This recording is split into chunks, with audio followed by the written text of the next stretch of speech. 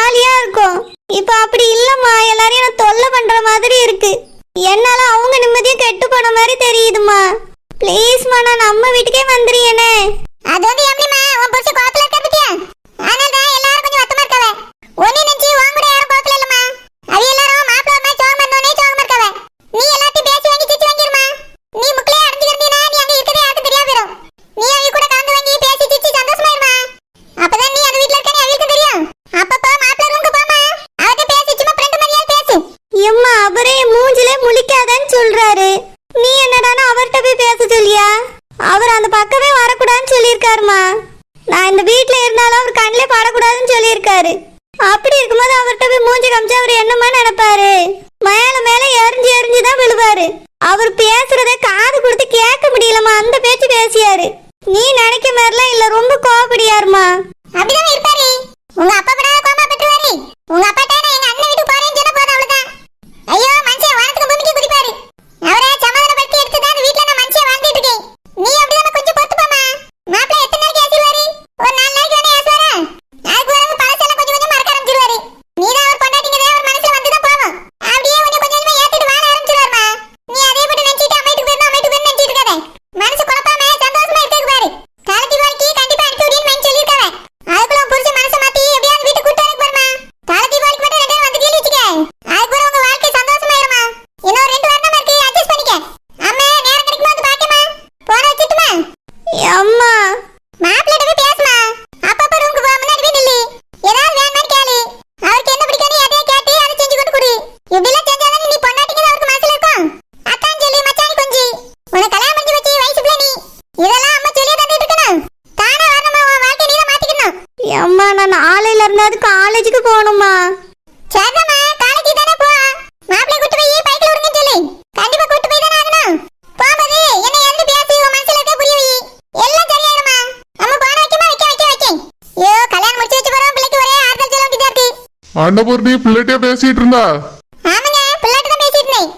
என்கிட்டயே தந்திருக்கலாம்ல, நானும் 2 வார்த்தை பேசியிருப்பேன்ல. ஏங்க நம்ம பிள்ளை தீவாய்க்கு வருவா, நல்லா உட்கார வச்சு பேசுங்க. இப்போ நம்ம பிள்ளை கல்யாணம் ஆயிட்டு மருமகள் ரொம்ப பிஸியா இருப்பா. நீங்க இப்ப போய் கச்சல பச்சல பேசிட்டு இருக்க முடியுமா? அப்படியா? 2 பேரும் நல்லபடியா இருக்காங்களா? நல்லா இருக்கவங்க நல்லா இருக்கவே. தலை தீபாவளியா நம்ம வீட்ல வந்து கொண்டாடின்னு சொல்லிட்டாவே. மாறு வீட்டுக்கே வரலையே, தலை தீபாவளிக்கு எப்படி வருவாவே? மார்மாவே இன்னும் நம்ம மேல கோவத்துல தானே இருக்காவே. கோவம் இருக்காத பின்ன கொஞ்சம் இருக்குது. அதனால மாமியார் மாமனாருக்கு மரியாதை இருக்குது. மறுவீடு இப்ப கல்யாட்டியோ தலை தீபாவளி கழிச்சிருவோம்னு சொல்லிட்டாவே.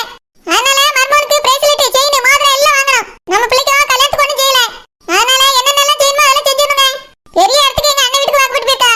அதனால நம்ம சக்திக்கு தகுந்த மாதிரி அவளுக்கு தலை தீபாவளிக்கு நல்லா செஞ்சு விட்டுணும். ஏன் சொல்லினா ஆனந்த் மாப்பிள்ளையோ சரோஜினியோ தலை தீபாவளிக்கு பரவலாம். அவ அம்மா வந்து கூப்பிட்டு போயிட்டாவே. அவ என்னெல்லாம் செய்யணும் தெரியல. ஆனா நம்ம ஒருபடி மேல செஞ்சிடணும் நம்ம பிள்ளைக்கு. சரி அன்னபூர்ணி, நீ சொன்ன மாதிரியே செஞ்சிடலாம். ஆமா, பிள்ளை என்னைக்கு வரா? அது வந்துங்க தீபாவளிக்கு முன்னாடி நாள் வருவான்னு நினைக்கிறேன். மைனி அனுப்பி விடுன்னு சொல்லிட்டாவே. மாப்பிள்ளையே சொல்லிட்டு வந்திருக்கேன். அன்னபூர்ணி, தீபாவளிக்கு தான் இன்னும் 4 இருக்குல்ல. நாளைக்கு வந்து ஒரு 2 நாள் தங்கிட்டு போச்சிடலாம். ஏங்க பிள்ளை காலேஜ் இருக்குங்க, காலேஜ் போறேன். அதை விட்டுட்டு நம்ம வீட்டுக்கு வாவான்னு கூட முடியுமா? நாளைக்கு மாப்பிள்ளை கூட்டி வந்து விடுன்னு சொல்லிருக்காராம்.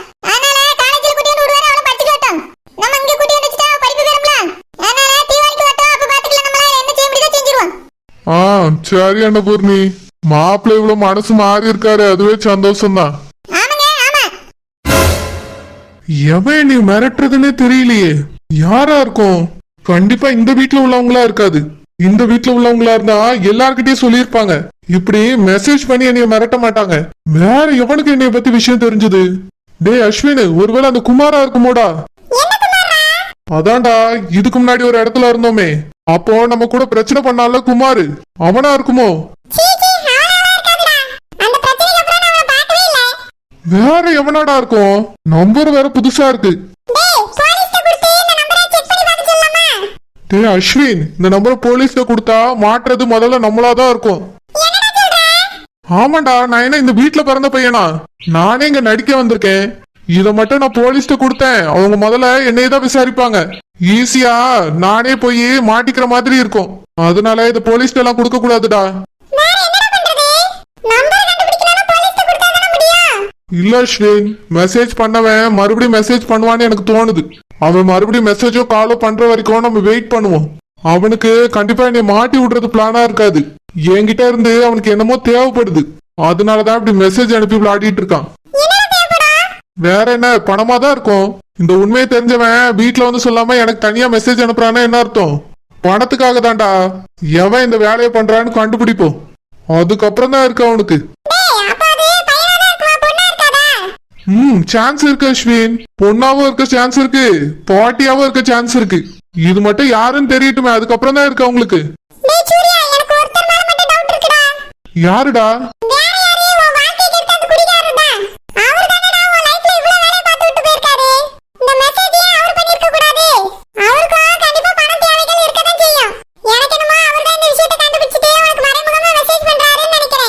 அவருக்கு எப்படிடா இந்த விஷயம் தெரியும்?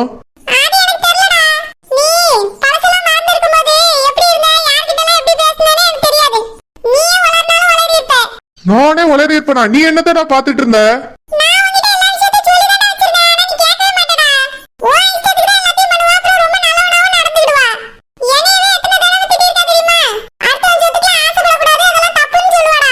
நானா நானா அப்படி சொல்லுவேன்?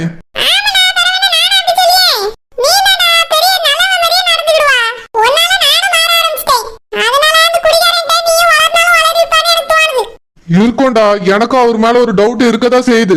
கன்ஃபார்ம் ஆகட்டுமே, அப்புறம் இருக்கு அவருக்கு. வேற யார் கூடயாவது நான் க்ளோஸா இருந்தேனா? சரி, அவகிட்ட நான் க்ளோஸா இருந்தேனா?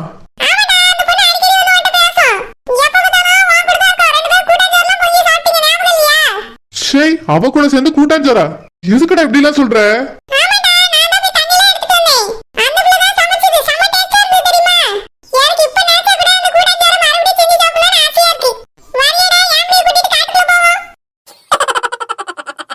அஸ்வின்,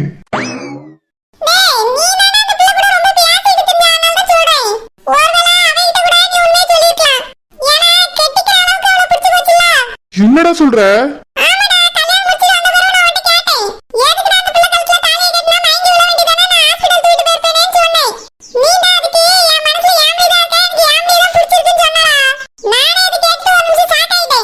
நானா அப்படி சொன்னேன்?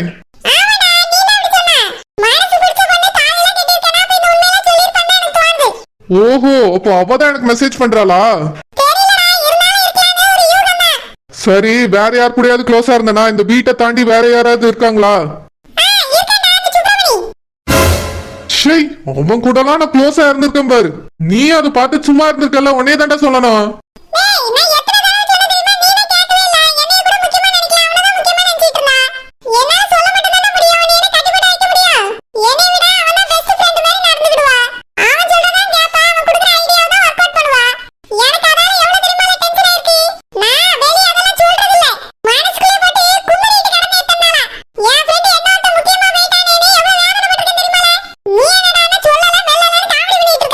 அப்போ அந்த குடிக்காரன், இந்த யாமினி, அந்த சுப்பிரமணி,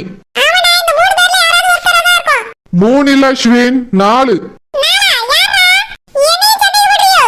சீச்சி, உன்னையெல்லாம் நான் சந்தேகப்பட மாட்டேன் அஸ்வின். 4வது ஒருத்தவங்க இருக்காங்க, அவங்க மேலயும் எனக்கு டவுட் இருக்கதான் செய்யுது. அதனால இந்த விஷயத்த இப்போதைக்கு நம்ம வெளியே காட்டிக்க கூடாது அஸ்வின். யார் பண்றாங்கன்னு பொறுத்து இருந்து கண்டுபிடிப்போம். அதான் சொன்னேனே, மறுபடியும் மெசேஜ் பண்ணுவாங்க இல்ல போன் பண்ணுவாங்கன்னு, அப்ப கண்டுபிடிப்போம்டா.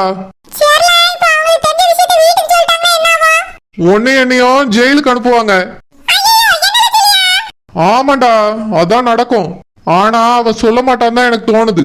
அவனோட மோட்டிவே நம்ம கிட்ட இருந்து பணம் வாங்குறதா தான் இருக்கும். அதனாலதான் என்ன அந்த நம்பருக்கு நான் எந்த ரிப்ளையும் பண்ணாம இருக்கேன்.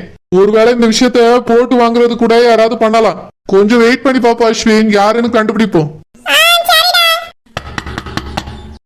ஏங்க ஏங்க மச்சான் மச்சான். ஷோ கடவுளே, இவ எதுக்கு இங்க வரா? பொண்டாட்டியா? பொண்டாட்டி இப்படி சொல்லாத அஸ்வின், எனக்கு டென்ஷன் ஆகுது.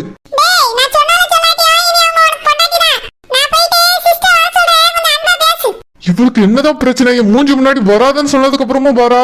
அப்போ இவளுக்கு சொன்னா புரியாது, வரட்டும் அவளுக்கு இருக்கு. மச்சான், ஏய், உன்னை என் மூஞ்சி முன்னாடி வராதுன்னு சொன்னல, கேட்க மாட்டியோ? மச்சான் அவங்க பொண்டாட்டி தானே, ஏதோ ஒரு கோவத்துல இப்ப இப்படி பேசுறீங்க. அதுக்காக நம்ம எப்பவுமே இப்படியே இருந்துருவோமா? நான் வருவேன் போவேன். ஏய் சொன்னா கேட்க மாட்டேன்.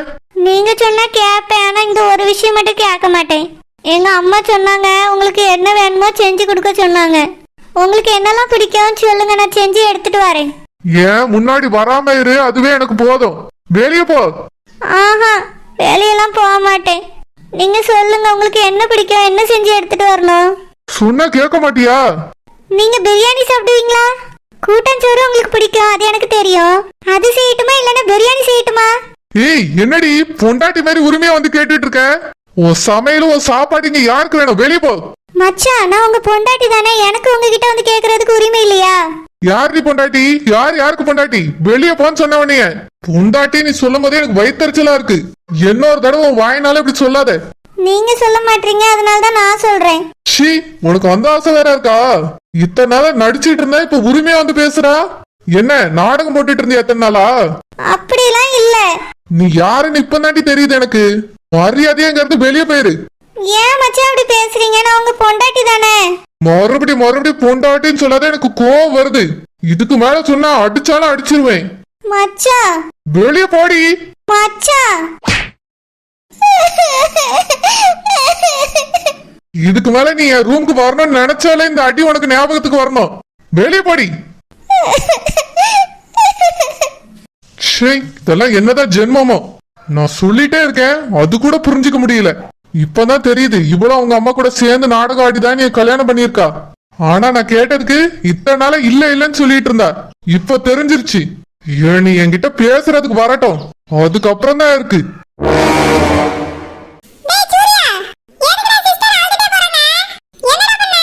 உங்ககிட்ட ஏதாவது சொன்னால அவ? அவளுக்கு எவ்வளவு தைரியம் இருந்தா என்கிட்டயே வந்து பொண்டாட்டின்னு சொல்லுவா. ஆமாண்டா, என்கிட்டயே அவ பொண்டாட்டின்னு சொல்றா.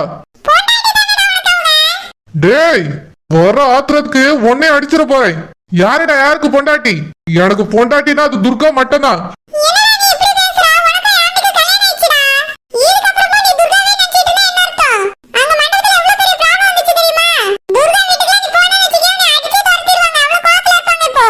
இங்க பாரு அஸ்வின், அதுக்காக இவளெல்லாம் என்னை பொண்டாட்டியா ஏத்துக்கிட்டு வாழ சொல்றியா? எந்த காலத்திலயும் நடக்காது. இவள நான் வீட்டை விட்டு போன அப்பவே சொல்லிட்டேன். இன்னும் கேட்காம இந்த வீட்லயே இருக்கா. அது மட்டும் இல்ல, உங்களுக்கு என்ன பிடிக்கும்னு வந்து என்கிட்ட கேக்குறா. எவ்வளவு தைரியம் இருக்கும் அவளுக்கு? அவ என்ன எனக்கு பொண்டாட்டியா? எனக்கு பிடிச்சதெல்லாம் சமைச்சு தரதுக்கு.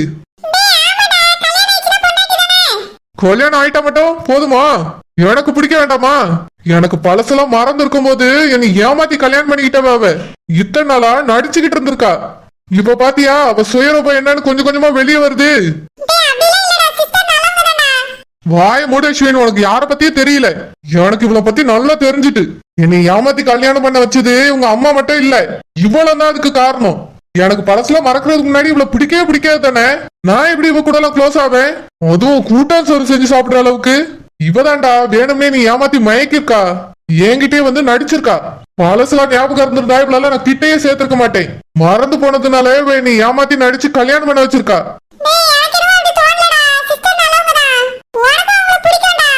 பேசாத அஸ்வின், அவளை பத்தி என்கிட்ட பேசவே பேசாத. என்கிட்ட வந்து உரிமையா பொண்டாட்டி மாதிரி சமைச்சு தட்டுமான்னு கேக்குறா. அதனால விட்டே ஒரு அரை. ஆமாண்டா, அடிச்ச உடனே தான் வெளியே போனா. இல்லனா இன்னும் இதுலயே நின்னு நீ டிஸ்டர்ப் பண்ணிட்டே இருந்திருப்பா. மறுபடியும் நீ பார்க்க வரட்டுமே.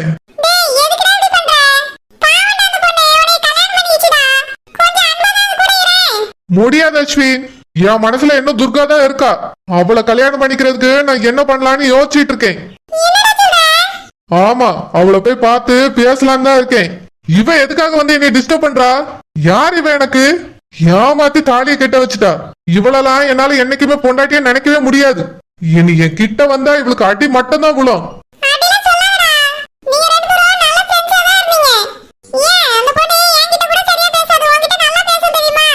அதான் சொல்றேனே, நீ ஏமாத்திருக்காடாவ. இந்த கல்யாணத்தை அம்மாவும் பொண்ணும் சேர்ந்து பிளான் பண்ணி நிறுத்திட்டு இவளை எனக்கு கல்யாணம் பண்ண வச்சிருக்காங்க. அதுக்காக தான் என்கிட்ட வந்து நல்ல விதமா பேசி நடிச்சிருக்கா. எல்லாம் பக்கவான பிளானு. இத்தனை நாள் இந்த பக்கமே வரமாட்டேன்னு இருந்தவ இப்ப வந்து பேசுறான்னா என்ன அர்த்தம்? சரியான நாடகக்காரிடாவா. என்னால எந்த காலத்தையும் இவ்வளவு பொண்டாட்டியா ஏத்துக்கவே முடியாது. என்னைய ரூமுக்கு வந்தா அவளுக்கு அடி மட்டும் தான் விழும்.